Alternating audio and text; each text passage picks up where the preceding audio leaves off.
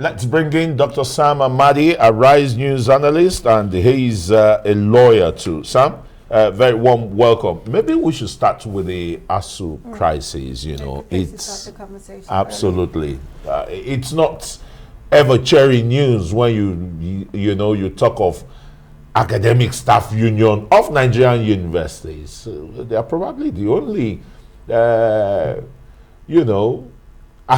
academics, I would say, in the world that go on strike. I probably have not really done a research to that effect, but every year in, year out, shouldn't, Nigerian universities be privatized and, so that they can have all that they want?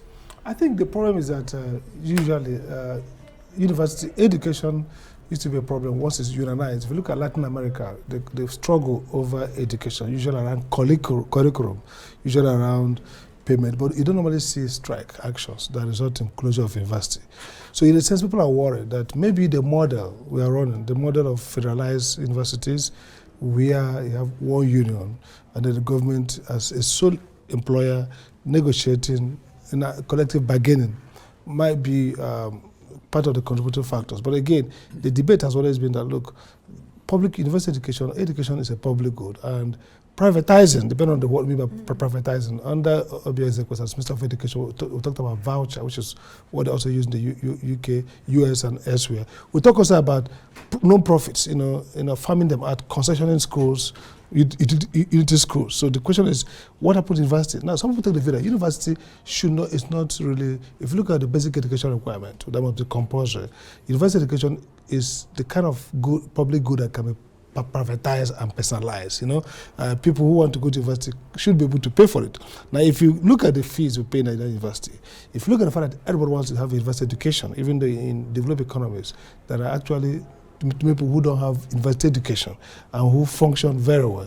So the question now is, how do we strike the balance, knowing that education is a public good that it reinforces development, reinforces citizenship. At the same time, it needs to be managed in the most economic sense that allows for both the financial viability as well as quality. So people argue that even if, yes, government is not paying enough and the teachers' welfare is important, but also matching with the quality of teaching, the management, the level of efficiency of the management.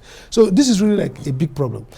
One solution would be maybe some kind of special, group to look at, eminent persons to sit back, analyze this crisis, advise government, and then go with some degree of deregulation. So that some of these schools are either, corporatized as non-profits, as public trusts, if they must be in the public, but not necessarily as federal universities or state universities, where you always have this recourse to collective bargaining. And the question is, you don't have money for Asuu, you have money for Afghanistan, you have money for others. So Asuu, university teachers feel like, look, the government is not investing, don't show good faith in public education. And not just wages, they're talking about the collapse of education. And if you consider that when we are students, now students, we have what we call ACAREF, academic reform, where we are asking for declaring of state of emergency in education.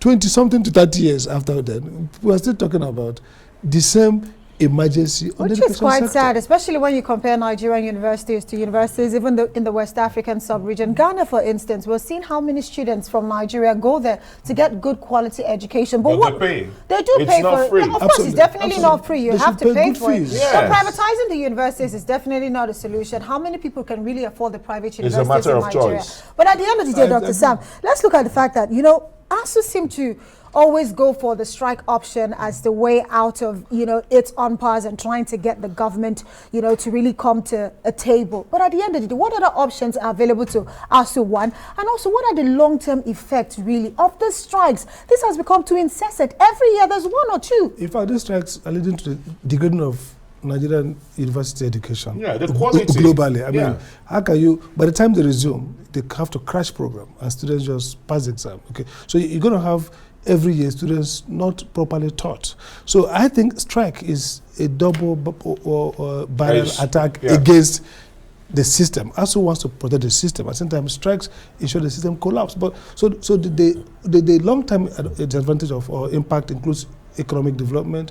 You won't have the kind of human capital localized. You know, sometimes people talk about Nigerians abroad doing well, but you can't sustain an economy on expatriate skills. You're going to, or diaspora skill. It has to be sufficient Nigerian human capital. Yeah, with the skills back home. To drive economic development. So we're going to have a period where we can't even count on the rudimentary skill level of graduates. We have several graduates, but really they're not employable. So the part of the lack of employment in the country is also that we don't have too many employable people. And with global integration, firms in Nigeria can be hiring Ghanaians, Togolese, Benin for artisanal jobs. For graduate work, because our own universities are not reliable. So I think it's really dangerous in the long term and even the medium to short term.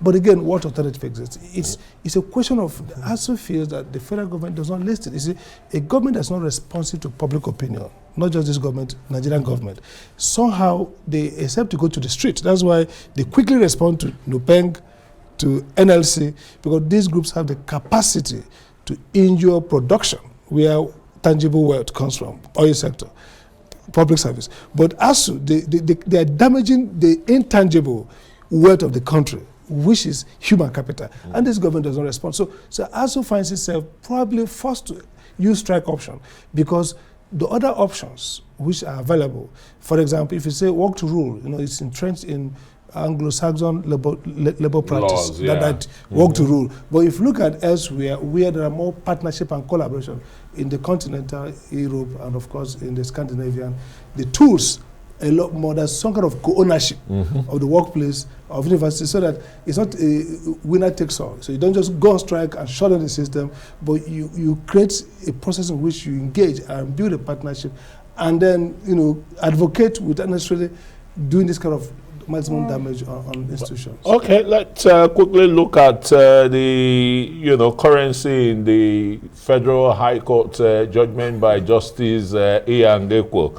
Very thorough judge, well-bred, nurtured, with a reputation of great integrity and the rest. Yeah, incorruptible. Well, I mean, that's Governor Dave Umahi does not agree with that, perception of the judge. The comment of the governor and the MB has responded, and thankfully he has apologized, whatever that means. But you see, it tells us the temper and the psychology of public leadership in Nigeria. Absolutely. We had Wike also attacking the deputy governor of in a language that's not very, very decent. So I think we need to refurbish the psychology of leadership. Leaders are not dictators. They don't own this place. So if a court enters a judgment that is, you think, is unfavorable, you have the right just to go appeal. to discharge it. You can say, we don't agree with this, we're making an appeal, we thank the judges. Because essentially, really, like Kaidesha says, it's not just, when you attack judges, you are undermining the basis of the rule of law state. Absolutely. Which is the deference to decisions until they are set aside. So I think it's something that both the government, everybody should be worried that some leaders create impression that judges are easy target. And again, judges are vulnerable. They don't respond. They don't take executive action. Nobody, exactly. So they need to be protected. And this is where NBA and the judiciary. So I think at a point, I think the NBA rose to the occasion immediately. Olumide, the president, issued a very, very copious statement. It's not even in the interest of the governor to antagonize the judiciary, because it sets a wrong precedent and impression to judges. You don't go back to the court. I mean, we're not even looking at the effects on our constitutional democracy in Nigeria. But you know what, Dr. Sam Amadi, we might not have the luxury of time, but this decision right now, we've seen that Dave Umahi is now fighting back through the courts as well. But one wonders if the decision is actually upheld by the Court of Appeal and maybe even the Supreme Court. What impact do you think this would have really in strengthening Nigeria's democracy? I think people can disagree about the logic and the law of that decision. And I think it's a strong decision.